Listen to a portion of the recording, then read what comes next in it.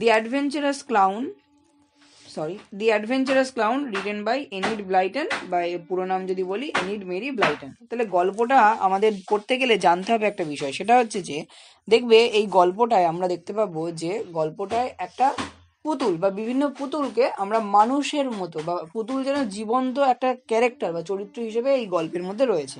তারা বিভিন্ন কার্যকলাপ করবে, কিন্তু দেখবে টয় অ্যাকচুয়ালি একটা টয়ের দোকান বা একটা খেলনার দোকানে এই গল্পটা বেস করে, এবং সেখানে হচ্ছে তোমার খেলনা থাকবে, যে কিনা সেই খেলনা মানে সেই যে খেলনার শেলফ দেখবে, যদি খেলনার দোকানে যাও দেখবে খেলনার দোকানে যেরকম তাক তাক করে পুতুল রাখা থাকে, তো বা ওই খেলনা রাখা থাকে, সেই খেলনার দোকানের যে ওই শেলফে সেই খেলনা ওখানে থাকতে চায় না, সে বেরিয়ে অ্যাডভেঞ্চার বা রোমাঞ্চকর কিছু খুঁজতে চায়।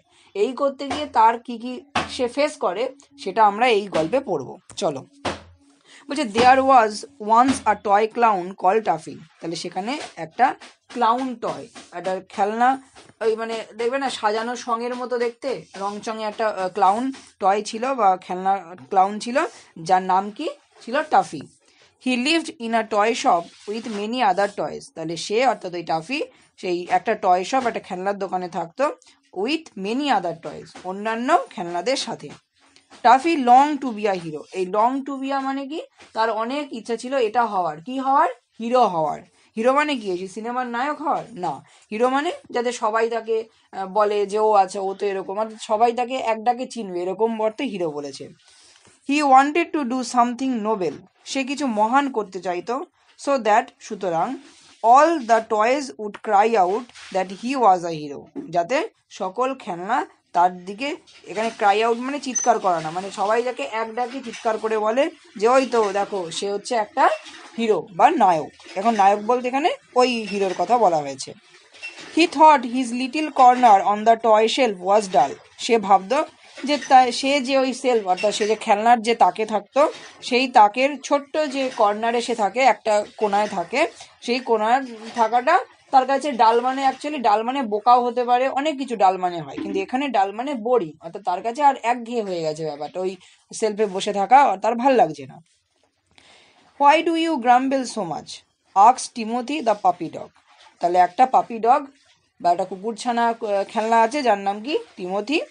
সে তাকে বলছে এই তুমি সবসময় এরকম, অর্থাৎ টাফিকে বলছে এই তুমি সবসময় এরকম সব বিষয় এরকম অভিযোগ কেন করো, অর্থাৎ গ্রাম্বেল মানে সব বিষয় অভিযোগ, এটা ভালো না ওটা ভালো না, এই না ওই না সেই না ইত্যাদি এরকম করে।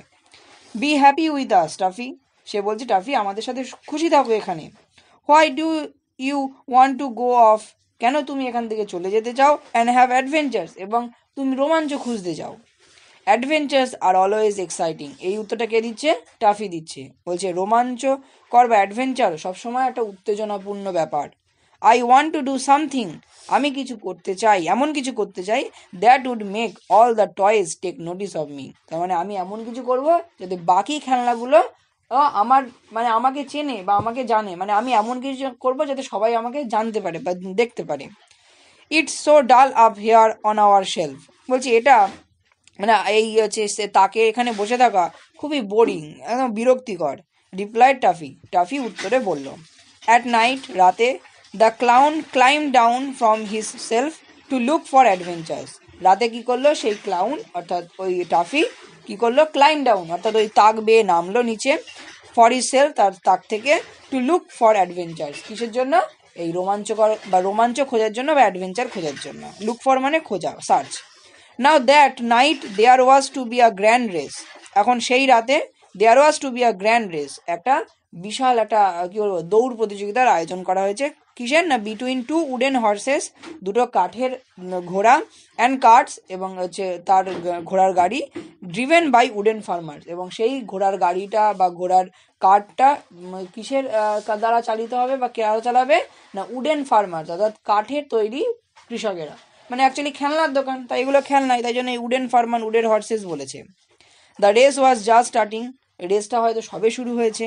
অ্যাজ টাফি ক্লাইম ডাউন, যেই টাফি নেমেছে ঠিক তো তার কিছুক্ষণের মধ্যেই হয়তো বা তার কিছুক্ষণ আগেই হয়তো রেসটা শুরু হয়েছিল। One kart came racing by, একটা গাড়ি এরকম হচ্ছে ওই রেস করে অর্থাৎ ওই দৌড় প্রতিযোগিতায় এরকম দৌড়চ্ছিল। দ্য ফার্মার রাইডিং ইট, এবং যখন সে অর্থাৎ মানে টাফি নামলো এবং দেখলো যে যখন ওই তোমার ওই ঘোড়ার গাড়িটা ওই উডেন ফার্মার নিয়ে ছুটছে, সে দেখতে পেলো সেখানে কি দেখতে পেলো না, দ্য ফার্মার রাইডিং ইট, যে ফার্মার ওই কার্ট অর্থাৎ ওই ঘোড়ার গাড়িটা চালাচ্ছে, স্টুড আপ, হঠাৎ করে উঠে দাঁড়ালো, অ্যান্ড শাউটেড, এবং চিৎকার করে উঠলো। তার মানে কি, ঘোড়ার যখন রেস হয় দেখবে হঠাৎ করে চিৎকার করে ওঠে, অর্থাৎ ঘোড়ার লাগাম টেনে বা আরও স্পিড বাড়ানোর জন্য তারা চিৎকার করে, শাউট করে। তাই এখানে সেটাই বলেছে।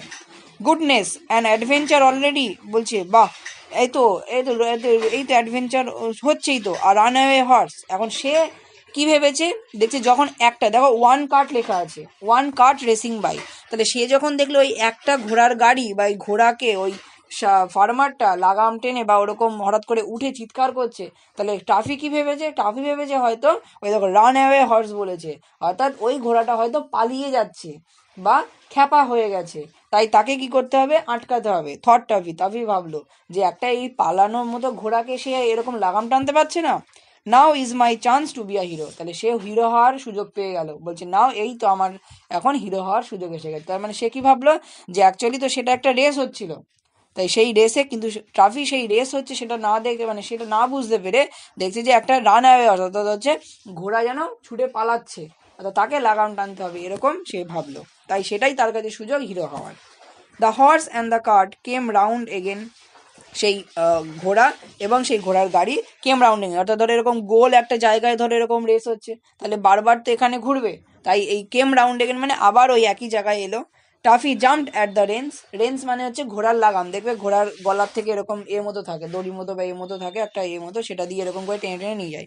তাই বলছে জাম্পড অ্যাট দ্য রেন্স, অর্থাৎ টাফি সেই লাগামের ওপরে ঝাঁপ দিল। He held on to them, সে ওটাকে ধরলো, and dragged the horse to one side, এবং ওই লাগাম টেনে হর্সটাকে কি করলো, একটা সাইডে, এক কোনায় নিয়ে এলো, এক ধারে। দ্য কার্ট টার্নড ওভার, এবং ফলে এত স্পিডে ছুটে আসছিল, যখনই আচমকা থামিয়ে দেবে তাহলে কি হবে, গাড়িটা তো উল্টে যাবে, তাই সেই কার্ট বা এটা উল্টে গেল। দ্য ফার্মার ফেল ডাউন, এবং ওই কৃষক পড়ে গেল। টাফি স্টুড বাই, টাফি তার পাশে দাঁড়িয়ে, হেল্পিং হিম আপ, অর্থাৎ ওই উডেন ফার্মারটাকে সাহায্য করলো উঠে দাঁড়াতে। ফিলিং ভেরি প্রাউড, অবশ্যই সে কি ওই মানে ছুটন্ত ঘোড়াটাকে কি করেছে, থামিয়ে দিয়েছে, তাহলে সে গর্বিত বোধ করছে। Proud that he had stop the horse, যে সে ঘোড়াটাকে থামিয়ে দিয়েছে। But the farmer was terribly angry, কিন্তু সেই কৃষকটা ভয়ঙ্করভাবে বা ভয়ানক রেগে গিয়েছিল। কেন, কারণ সে তো একটা রেসে দৌড়াচ্ছিল, এখন তাকে সেই রেস থেকে বাদ দিয়ে দিল ওই করতে গিয়ে, তাই সে রেগে গেল। এ পর্যন্ত থাকবে।